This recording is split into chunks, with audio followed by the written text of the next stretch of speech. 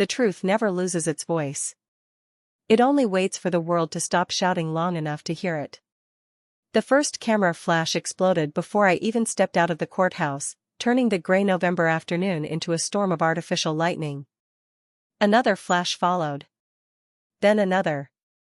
Within seconds the sidewalk disappeared behind a wall of reporters, microphones, smartphones, and strangers who somehow believed they already knew every mistake I had ever made.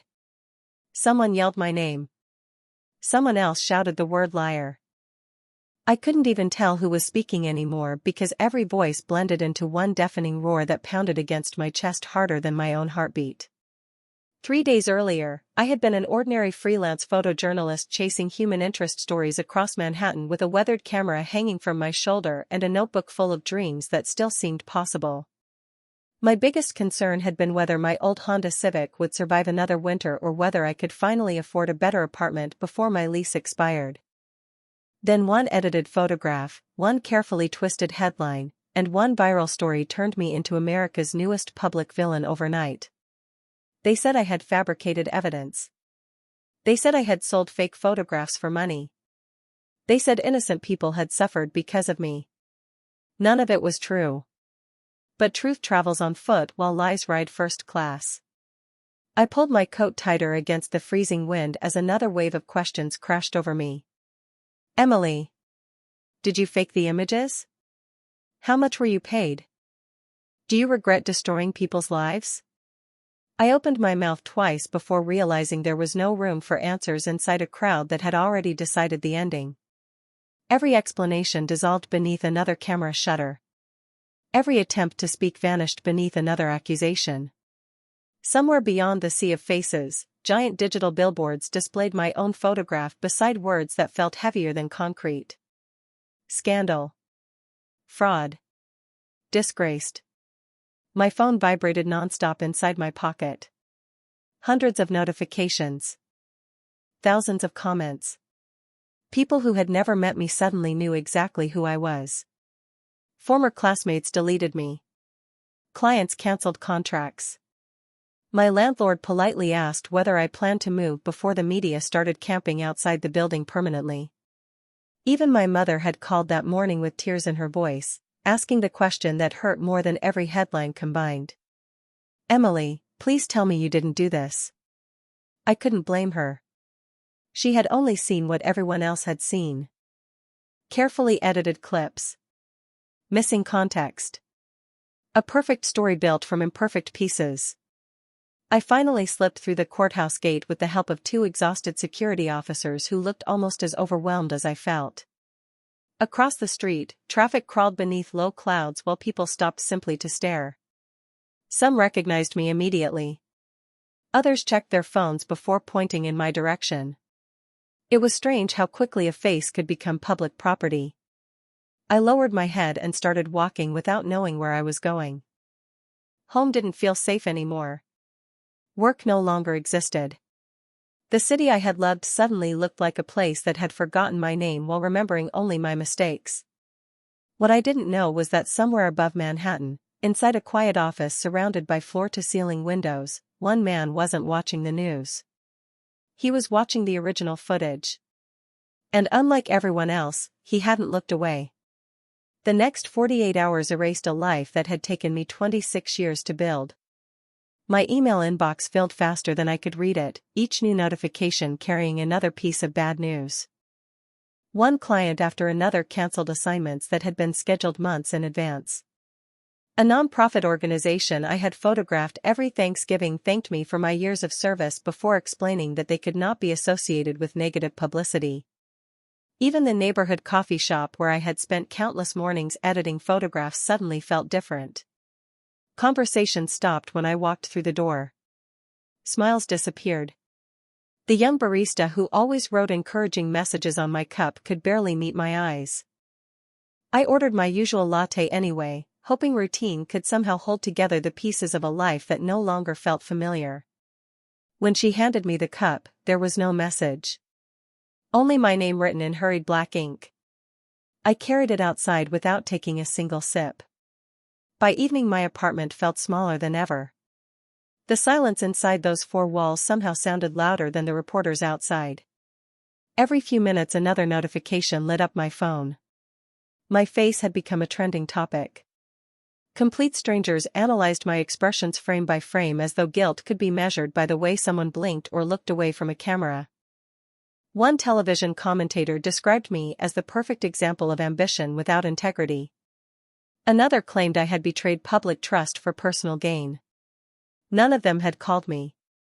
None of them had asked a single question before reaching their conclusions.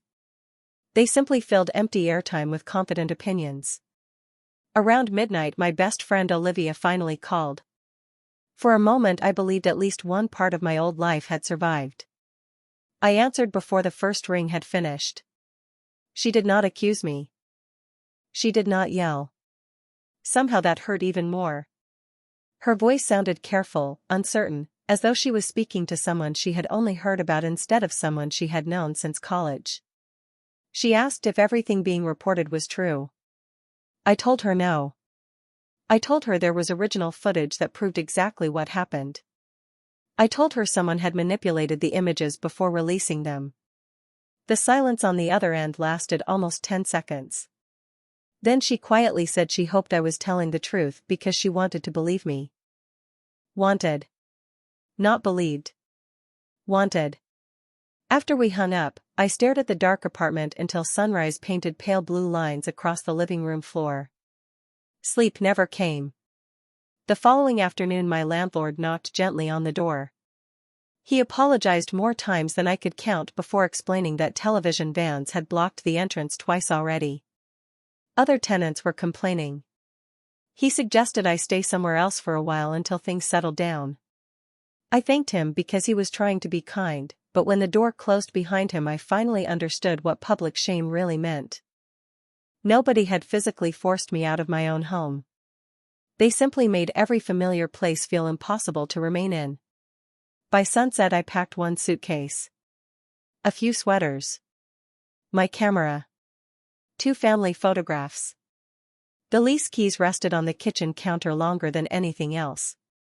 I stood there wondering how many memories could fit inside a one-bedroom apartment before quietly placing the keys beside them. As I walked toward the elevator, I realized something that frightened me more than every headline and every camera flash combined.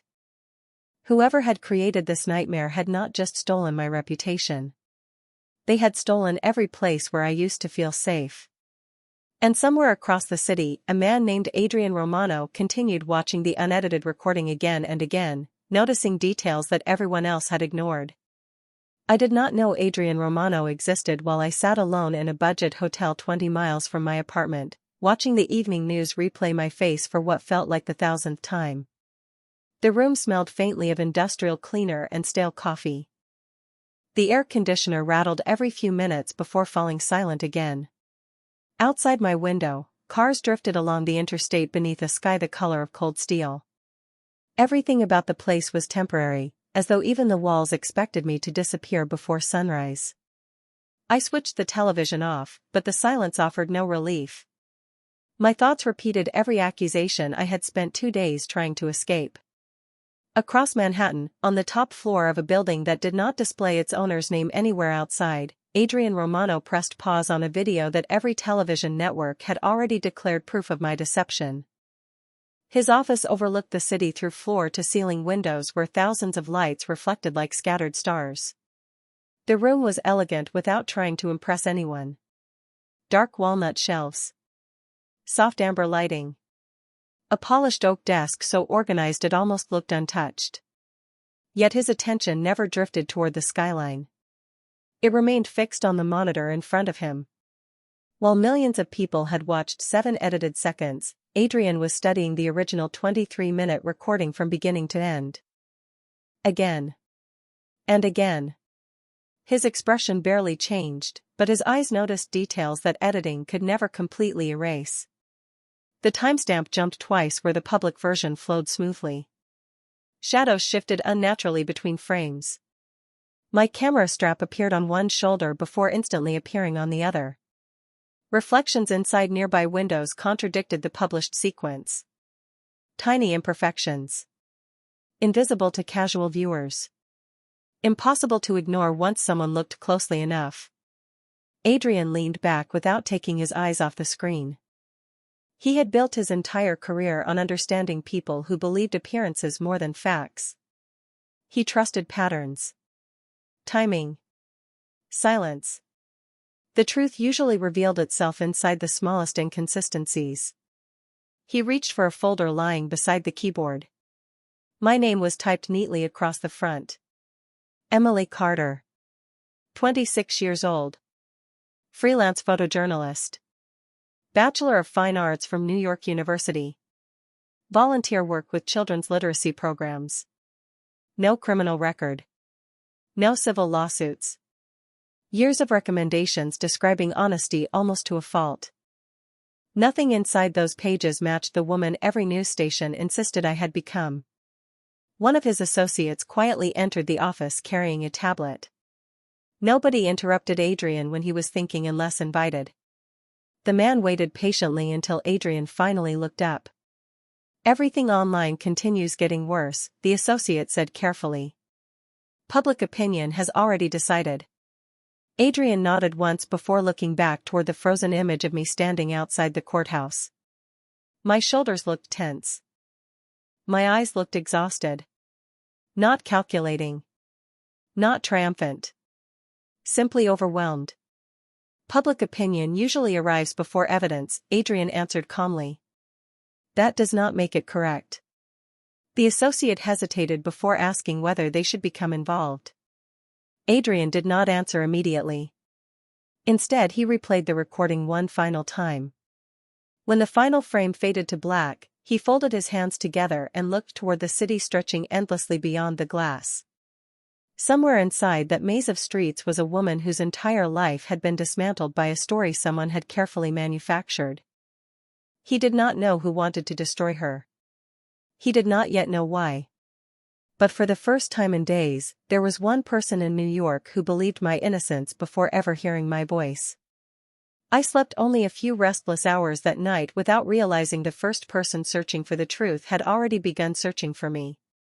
I left the hotel just after 7 the next morning wearing a baseball cap, oversized sunglasses, and the oldest sweatshirt I owned. It was almost funny how quickly survival replaced dignity. 2 weeks earlier I would have laughed at the idea of disguising myself just to buy toothpaste and a bottle of water.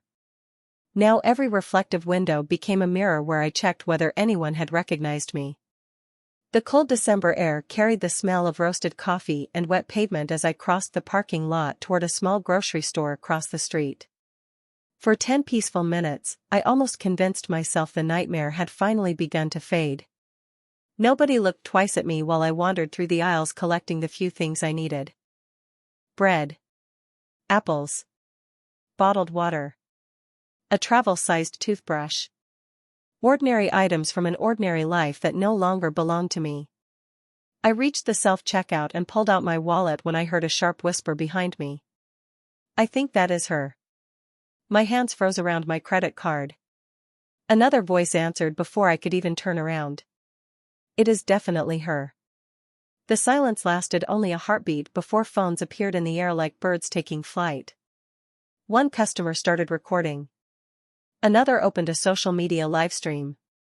Someone asked whether I planned to apologize. Someone else demanded to know how much money I had made from ruining other people's lives.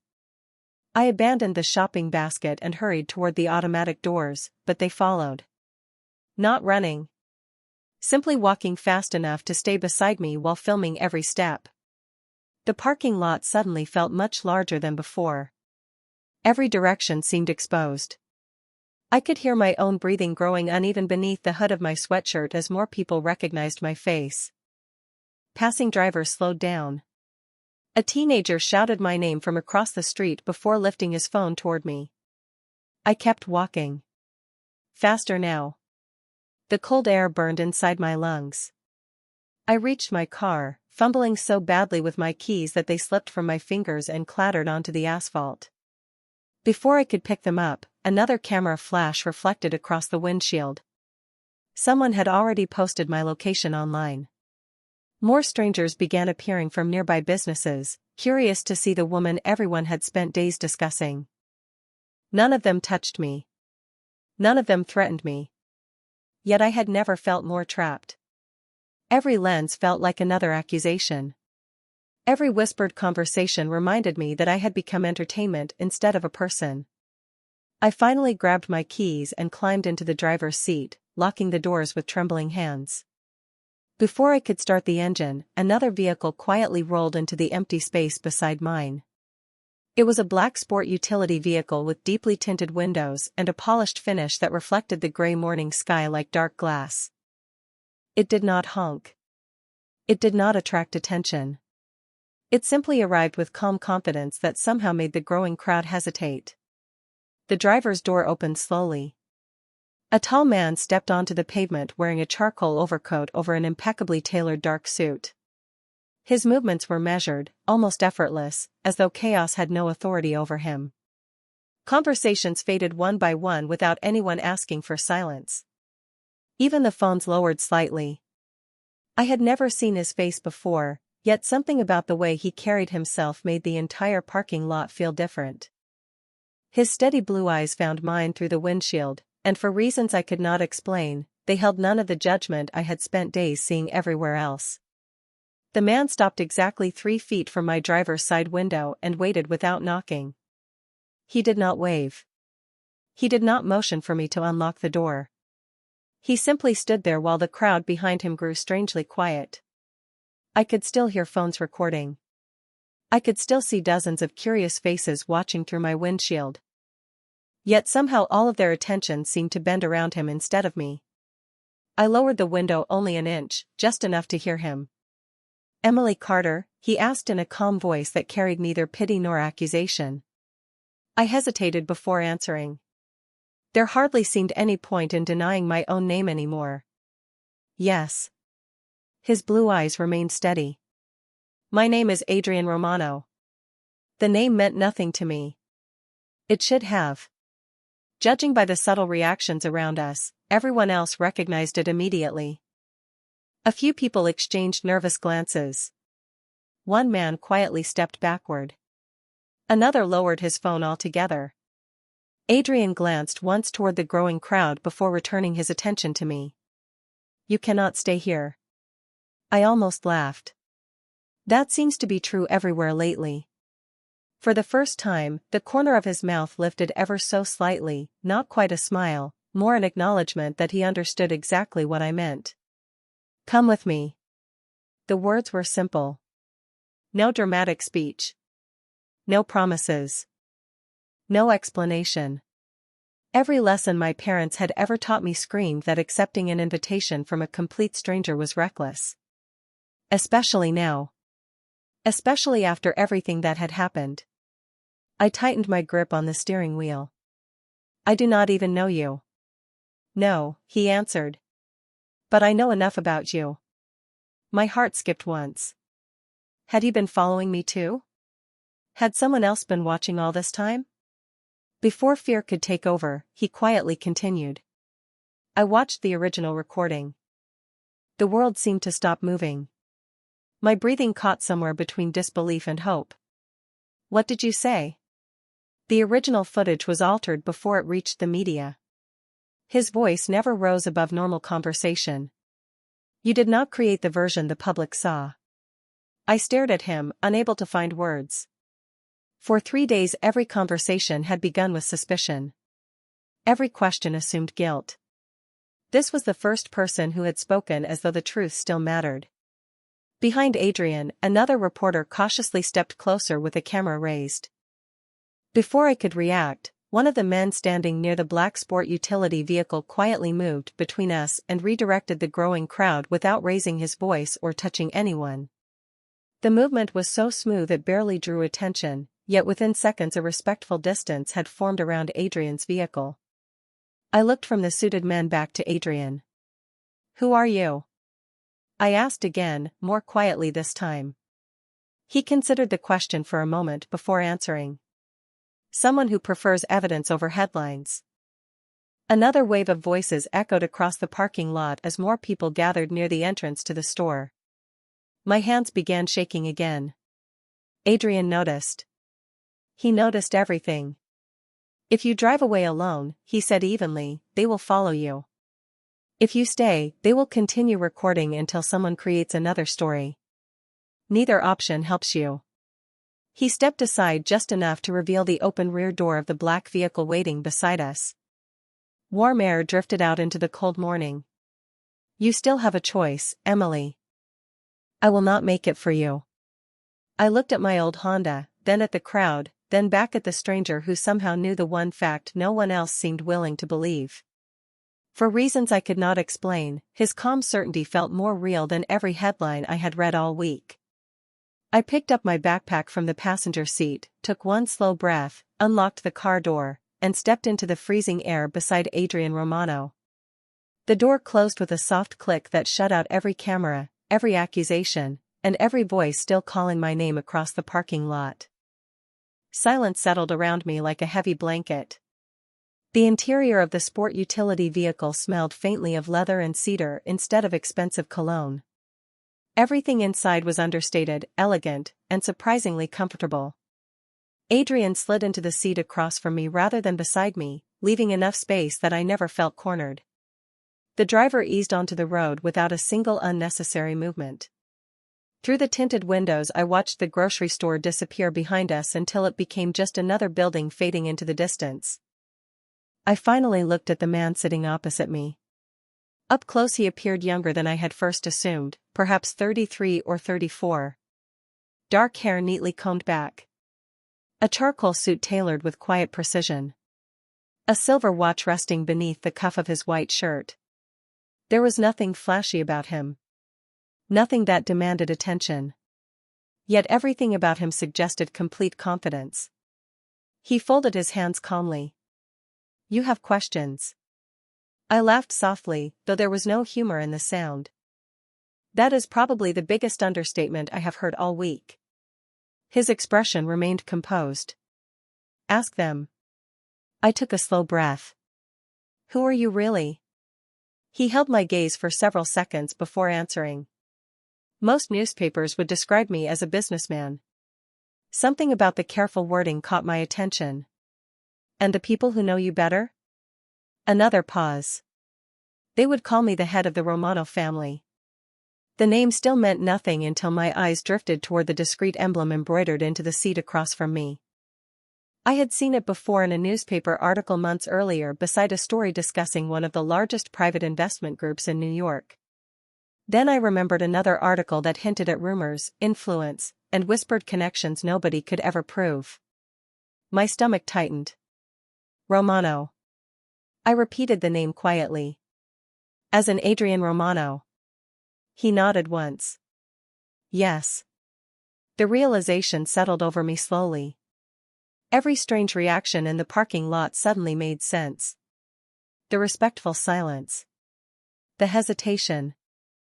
The way people instinctively stepped aside without being asked.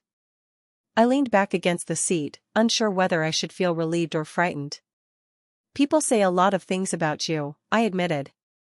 People say many things about everyone. His answer came without the slightest hint of irritation. Some are true. Most are convenient. I looked toward the passing skyline outside the window. Then why help me? He answered immediately. Because you are innocent. I blinked. You cannot know that. I do. His certainty unsettled me more than doubt would have. The original recording was altered by someone with professional editing skills. The metadata was changed. The timeline was manipulated. Whoever released it expected the public to react emotionally instead of carefully. I stared at him. How did you even get the original file? A faint smile touched his face for the first time. I asked the right questions. I shook my head in disbelief. You barely know me. Correct. He looked directly into my eyes.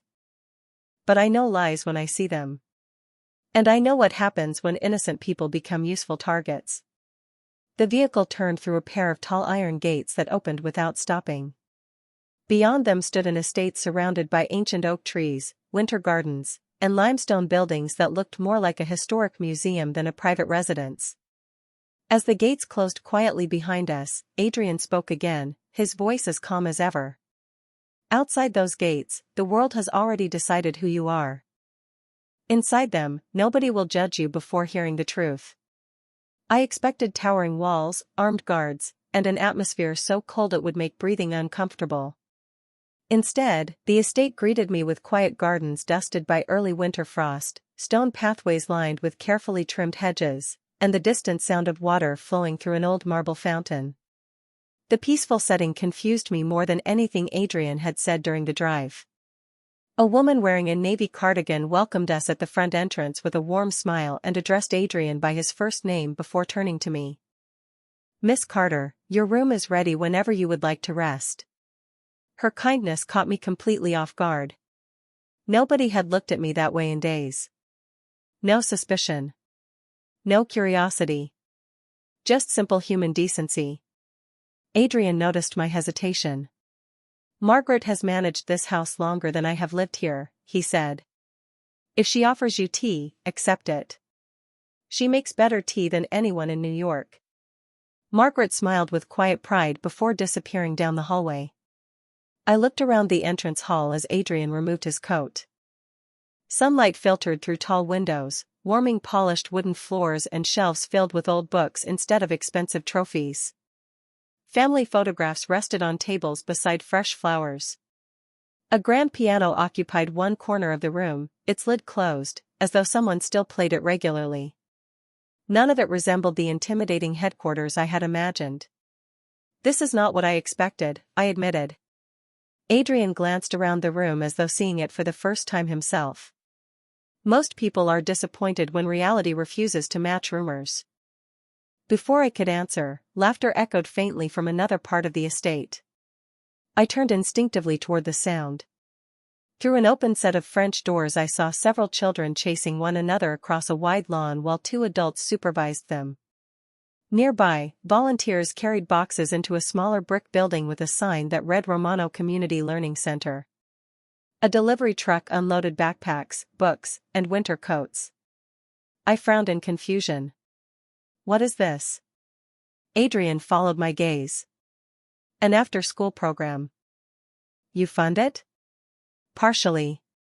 His answer was so matter-of-fact that I almost missed it. "There is also a free medical clinic 2 blocks away, a scholarship foundation, and a legal aid office. They operate independently. I simply make sure they continue existing." I stared at him, struggling to reconcile the man standing beside me with every headline I had ever read. "Why has nobody reported any of this?" He gave a small shrug. "Good news attracts less attention than scandal." Those words settled heavily inside me because I knew they were true.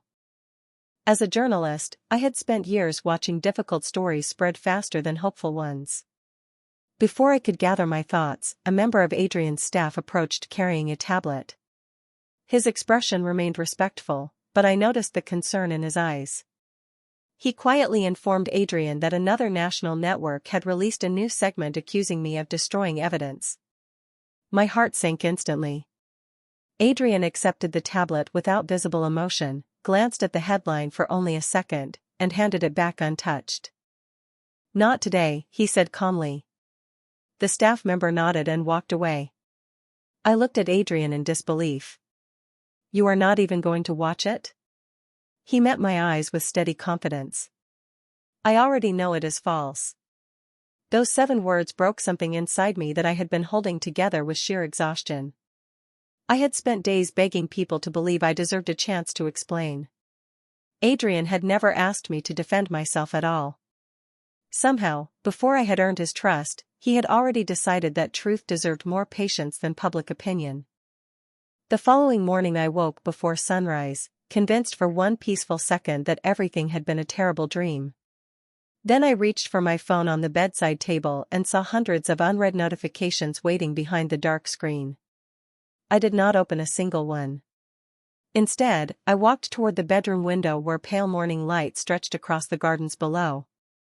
Volunteers were already arranging tables outside the learning center while children carrying oversized backpacks hurried through the front gate, laughing as though the world had never invented headlines. Watching them reminded me that normal life still existed somewhere beyond the noise. I wanted to believe I could return to it someday. A soft knock interrupted my thoughts. Margaret entered carrying a tray with coffee, fresh fruit, and warm cinnamon rolls.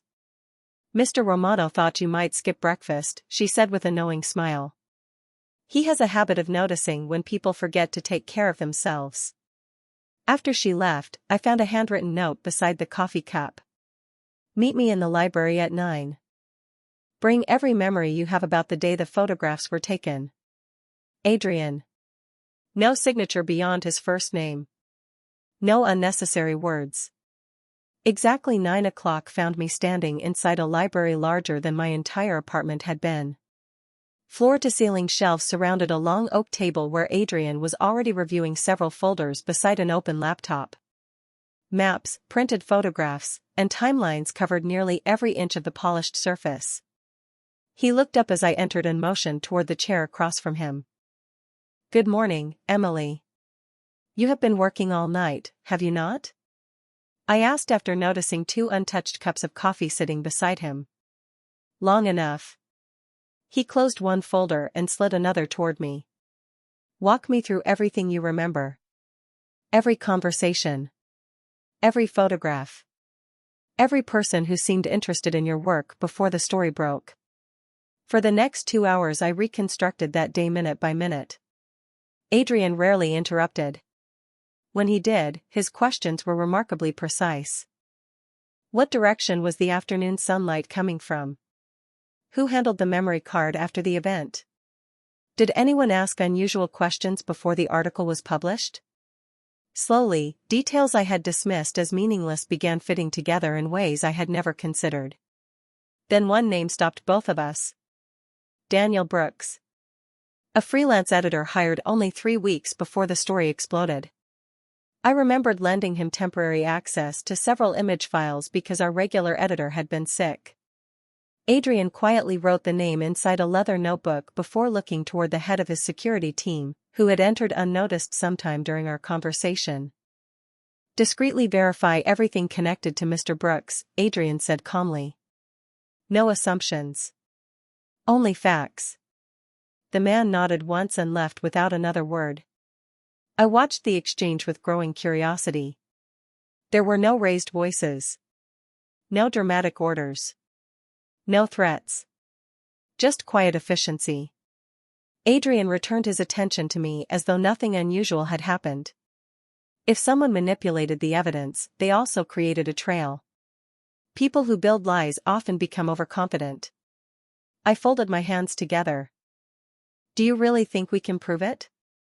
He looked directly into my eyes with the same unwavering certainty he had shown since the grocery store parking lot. "We are not trying to create a better story, Emily. We are uncovering the real one." Before I could answer, another member of the household entered carrying a sealed envelope that had just arrived by courier. Adrian opened it, read the single page inside, and for the first time since I had met him, I saw his calm expression harden ever so slightly. He folded the paper carefully before meeting my gaze. "It appears," he said quietly, "that someone else has realized you are no longer facing this alone." The envelope remained on the table long after Adrian folded the letter and slipped it back inside. He did not rush to explain it, and strangely, I no longer felt the need to force answers from him. During the short time I had known him, I had learned that silence around Adrian Romano was never empty. It usually meant he was thinking 3 steps ahead of everyone else.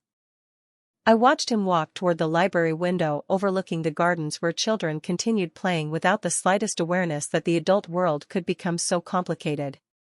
His shoulders remained relaxed, but something in the stillness of his posture told me the message had confirmed a suspicion rather than created a surprise. "Should I be worried?" I finally asked. He turned toward me with the same steady expression that had become strangely reassuring. "You should be careful," he answered. "Those are not always the same thing." Before I could respond, a gentle knock sounded on the library door. One of the staff members entered carrying a tablet and quietly informed Adrian that someone had been asking questions about my temporary hotel reservation, my former apartment, and even my parents' old address in Connecticut. None of the inquiries had revealed where I actually was, but hearing those words sent a chill through me that had nothing to do with the December weather outside. I wrapped my arms around myself without realizing it. Adrian noticed immediately. "No one here shared your location," he said. "They were looking for shadows, not facts." After the staff member left, I stared down at the photographs spread across the oak table. I thought once I disappeared, everything would calm down. Adrian slowly shook his head. "Whoever invested this much effort into destroying your reputation cannot afford for the truth to return." His words settled heavily inside me because deep down I already knew they were true. This had never been about a single misleading headline. Someone had carefully arranged every piece, expecting my life to collapse exactly as it had. I suddenly remembered something I had almost forgotten. The day before everything happened, I said quietly, "Daniel asked whether I kept backup copies of my photographs anywhere besides the newsroom servers." Adrian looked up immediately. "And what did you tell him?" I said I always stored encrypted copies on an external drive at home. My heartbeat quickened. When I went back after the story broke, the drive was gone. I assumed I had packed it somewhere during the move. Adrian remained silent for several moments before opening another folder. Inside were printed timelines showing every major event since the scandal began. He placed a small mark beside the date I mentioned. "That is not coincidence," he said calmly. "That is preparation." I stared at the neat rows of notes covering the page. Every phone call, every article, every interview, every online post had been documented with remarkable precision. "You have been tracking all of this?" I asked. "Since the first story appeared." I looked around the library once more, suddenly understanding that nothing Adrian did happened by accident. Every conversation, every question, every quiet observation formed another piece of a much larger picture. For the first time since my world had fallen apart, I felt something unfamiliar beginning to replace exhaustion. It was not confidence. Not yet. It was hope. Small. Fragile. But unmistakably real. Adrian closed the final folder and stood. "There is one more place I want to show you before we continue." I followed him through the hallway toward a private office tucked behind the main library. As he unlocked the door, I expected another elegant room filled with books and polished furniture. Instead, the walls were covered with photographs, documents, timelines, and digital displays connected by careful lines of investigation.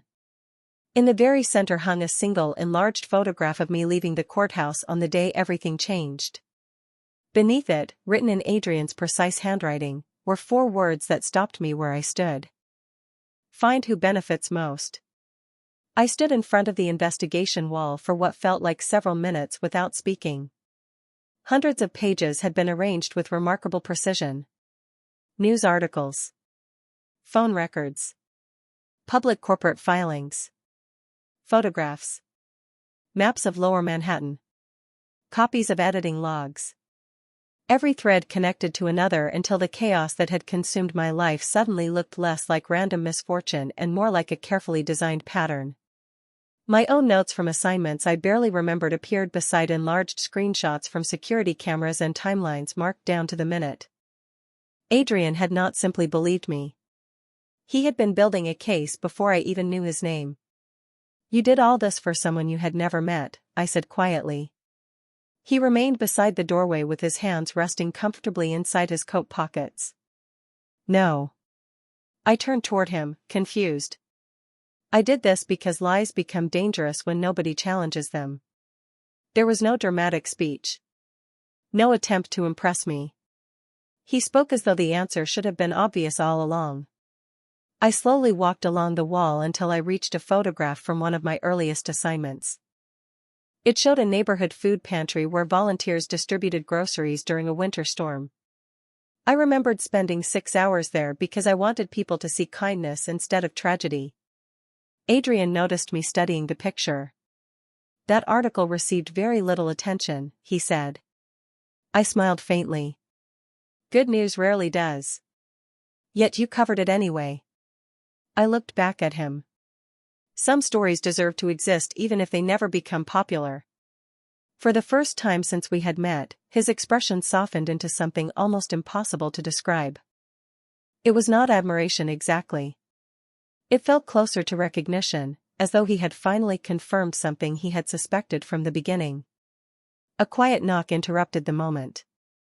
One of Adrian's associates entered carrying a small evidence envelope. "We recovered the backup drive," he reported. My heart nearly stopped. "What?" He placed the envelope carefully onto the desk. "It was found inside a storage locker rented under a false name. Our technology team confirmed the files have not been damaged." I stared at the sealed package without reaching for it. My hand suddenly felt too unsteady. That tiny device contained every original photograph I had believed was gone forever. Months of work. More importantly, it contained the untouched images from the assignment that had destroyed my career. Adrian looked toward the envelope but made no move to open it. Instead, he looked at me. "When you are ready." I realized then that he had never once taken control away from me. He offered protection, information, and opportunity, but every important decision remained mine. I carefully broke the seal and connected the drive to the nearby computer. Folder after folder appeared exactly where I had left them. My breath caught as I opened the final directory. Every original image remained intact. Every timestamp matched. Every file proved that the published version had been altered after it left my camera. Tears blurred my vision before I could stop them. Not because my name had been cleared yet. It had not. But because for the first time I held proof that the truth still existed. I covered my face with one hand, embarrassed by the emotion. A box of tissues quietly appeared beside the keyboard. Adrian had placed it there without saying a word. He did not tell me everything would be fine. He did not offer empty reassurance. He simply stood beside me while I gathered myself. Somehow that silent respect meant more than comforting words ever could. As I finally looked up, our eyes met across the desk, and I realized something unexpected had changed. I no longer saw Adrian Romano as the powerful stranger who had rescued me from a parking lot. I saw the first person who had stood beside me long enough for me to begin believing in myself again. The original files changed everything, but proving the truth and convincing the world to accept it were two very different battles.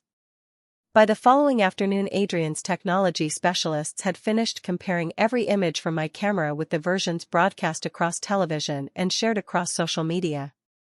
Side by side, the differences became undeniable. Cropped frames. Altered timestamps. Missing sequences. Metadata that had been rewritten after the photographs left my possession. The evidence was precise, objective, and impossible to explain away honestly. I should have felt victorious. Instead, a knot of anxiety settled deeper inside my chest. "What happens now?" I asked as the final report appeared on the conference room screen. Adrian closed the folder in front of him before answering. "Now we let the facts speak." His confidence should have comforted me. Instead, I remembered every television host who had ignored facts in favor of dramatic headlines. Every anonymous comment online. Every friend who had quietly disappeared instead of asking what really happened. Facts were powerful, but attention had become even more powerful. Before anyone could respond, one of Adrian's advisors entered carrying a tablet with several news alerts already displayed across the screen. He placed it on the table without saying a word. I recognized my own photograph immediately. Another network had released a breaking story.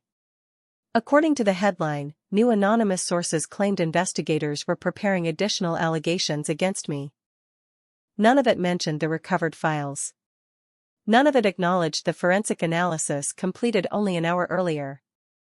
They simply introduced another accusation before the truth had a chance to breathe. I felt the hope I had rebuilt over the past few days begin slipping through my fingers again. "How can they already have another story?" I whispered. Adrian looked at the screen for only a moment before turning it face down on the table. "Because someone is feeding them information."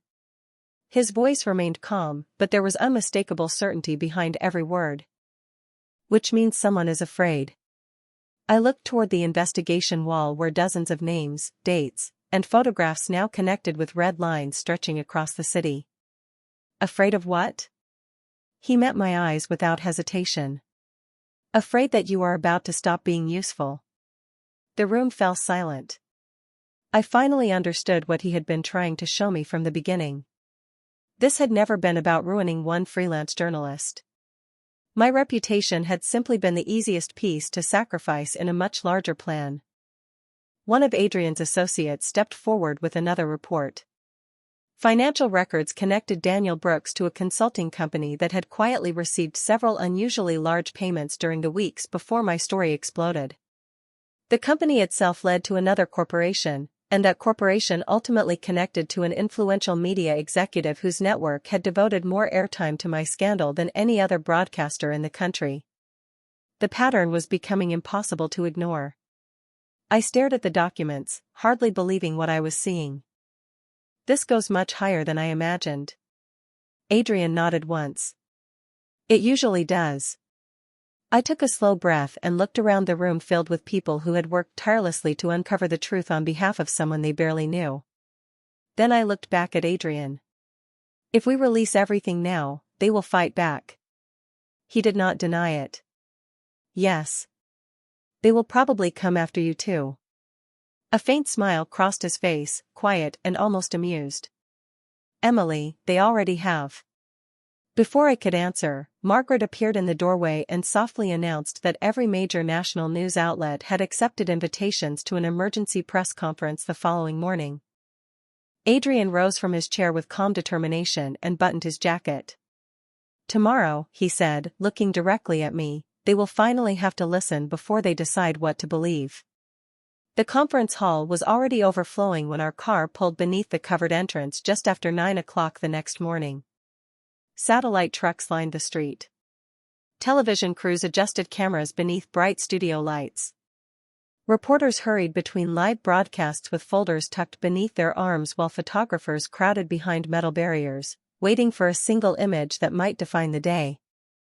Only a week earlier those same cameras had chased me through the city with questions that had never expected answers. This time I stepped out of the vehicle beside Adrian Romano. The difference was immediate. The noise did not disappear, but it changed. Conversations became cautious. People moved aside without being asked. Adrian walked with the same calm confidence I had seen since the grocery store parking lot, never rushing, never looking toward the cameras, as though truth did not need dramatic entrances to make itself heard. My heartbeat echoed inside my chest as we approached the main entrance. I quietly wondered whether I was ready to face the people who had spent days dismantling my life. Adrian slowed just enough for our steps to match. Do not look at the headlines they already wrote, he said softly. Look at the evidence you already have. Somehow those words steadied me more than any promise ever could. Inside the hall, rows of journalists filled nearly every seat. Television lights illuminated a simple stage where a large screen displayed only the words Independent Digital Forensic Review. No dramatic slogans. No polished marketing campaign. Just facts waiting to be presented. Adrian motioned for me to sit beside him before taking his own seat at the center of the table. The moderator briefly welcomed everyone and explained that every document distributed to the media had already been independently verified by certified forensic analysts. The room grew noticeably quieter. Adrian stood first. He did not raise his voice. He did not criticize the press. He simply spoke with remarkable clarity. Every institution depends upon public trust. Journalism is no exception. That trust deserves facts before conclusions. He nodded toward the screen where the original and altered images appeared side by side. The forensic specialists carefully explained every modification, every altered timestamp, every manipulated sequence, and every digital inconsistency. One by one, the assumptions that had dominated national headlines dissolved beneath measurable evidence. Reporters who had confidently accused me days earlier now studied the documents in complete silence. Several compared timestamps inside their own printed packets.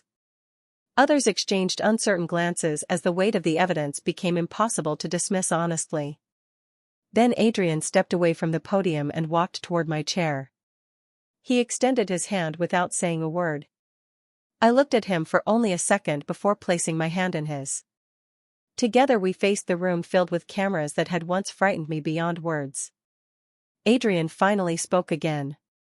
Emily Carter did not manipulate the evidence. The evidence was manipulated to destroy Emily Carter. The sentence echoed across the hall. No anger. No theatrical performance. Only calm certainty supported by proof. Questions immediately erupted from every direction, but for the first time they were directed toward the investigation instead of toward my character. Who altered the files? Who benefited? Why had the verification been ignored? How had the false story spread so quickly? The conversation had finally shifted from blaming the easiest target to examining the real problem. Adrian never released my hand while the questions continued. He was not making a public display of power. He was making a quiet statement that no one would force me to stand alone again. As the cameras continued recording, I realized something extraordinary. The same room that had once been prepared to judge me had become a room finally willing to listen. And sometimes, being heard is the first step toward becoming free. The days that followed did not erase what had happened, but they finally placed the truth where it belonged. Independent investigators confirmed every finding presented at the press conference. Several news organizations issued formal corrections. Others apologized publicly for relying on altered material before verifying the original evidence. The consulting company connected to Daniel Brooks quietly dissolved as additional financial records became public, and the executives who had fueled the false narrative suddenly found themselves answering the same difficult questions they had once directed at me. It was strange watching the headlines change. My name no longer appeared beside words like fraud or disgrace. Instead, people began discussing digital manipulation, journalistic responsibility, and the importance of verifying evidence before passing judgment. I appreciated the corrections, but I never expected them to restore the weeks I had lost. Some things could not be returned by a printed apology. Trust rebuilt itself one honest conversation at a time. Several former clients reached out, asking whether I would consider working with them again. Olivia arrived at the estate one quiet Saturday afternoon carrying my favorite blueberry pie from the bakery we had visited throughout college. She apologized before I even opened the front door. I hugged her before she finished the first sentence because I had learned that forgiveness often weighs less than resentment. My mother visited the following weekend. She cried the moment she saw me, then laughed through the tears when Margaret insisted everyone sit down for lunch before discussing anything serious. Watching the people I loved slowly return reminded me that truth may travel slowly, but it still knows how to find its way home. A month later I accepted my first photography assignment since everything had happened. It was not a national story or an exclusive interview. It was a community celebration for children receiving scholarships through the Romano Foundation. As I lifted my camera, the familiar weight resting against my hands felt like greeting an old friend. I realized I was no longer photographing the event to prove anything. I was simply telling another honest story. Adrian stood near the back of the room speaking quietly with volunteers instead of guests who wanted photographs with him. That never changed. He remained most comfortable where attention was smallest and purpose was greatest. When the ceremony ended, we walked through the gardens as the evening sun painted long golden shadows across the stone paths. Winter had finally surrendered to early spring. Small white flowers pushed through the soil beside the fountain where I had once stood wondering whether I belonged there at all. You could have taken credit for everything, I said as we stopped beneath an old oak tree. Most people would have. Adrian looked toward the children laughing near the learning center before answering. The truth does not belong to the person who discovers it. It belongs to everyone who deserves to know it. I smiled because that sounded exactly like him. Calm. Simple. Certain. After a quiet moment I asked the question that had lived inside my heart since the day we met. Why did you choose to help me? He looked at me with the same steady blue eyes that had found mine through a frightened windshield weeks earlier. I did not choose you because the world abandoned you, he said softly. I stayed because you never abandoned who you were. Those words settled deeper than any headline ever could. I slipped my hand into his, not because I needed someone to rescue me anymore, but because I had finally found someone who understood that love is not about saving another person. It is about standing beside them until they remember their own strength. Looking back now, I understand that the loudest voices were never the ones that changed my life. The quiet one did. Because in the end, reputation can be rebuilt, headlines can be forgotten, and lies can eventually fade, but the person who believes in your truth before the world does becomes part of your story forever.